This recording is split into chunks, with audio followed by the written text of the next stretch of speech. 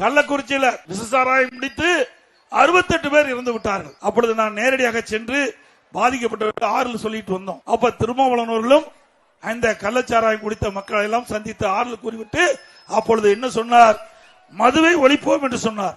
அதுக்காக ஒரு மாநாடு நடத்தணும்னு சொன்னால் மாநாடு நடத்தினார்.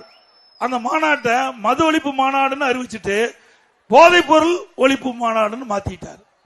ஏன்னா திமுக கொடுத்த நெருக்கடியில பேரை மாத்தி திமுக நிர்வாகிகளை மேடையில கூப்பிட்டு பேச வைக்கிறார். திருடங்காயில சாவி கொடுத்த மாதிரி. திருடங்காயில சாவி கொடுத்த எப்படி இருக்கு அது மாதிரி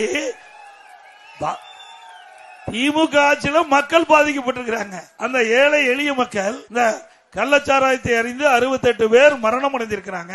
அதை ஒட்டி மது ஒழிப்பு போராட்டம் என்று அறிவிக்கப்பட்டு விட்டு பிறகு அதை போதைப் பொருள் மாநாடு என்று மாற்றி இன்றைக்கு எந்த ஆட்சியில் இப்படிப்பட்ட கொடூரமான சம்பவம் நடைபெற்றதோ அந்த ஆட்சியாளர் இருக்கின்ற நிர்வாகிகளை அழைத்து மேடைகளை பேச வைத்தால் இதுதான் விடுதலை சிறுத்தையினுடைய நிலைப்பாடு.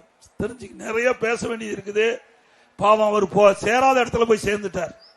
சேராத இடத்தில் சேர்ந்து விட்டார்.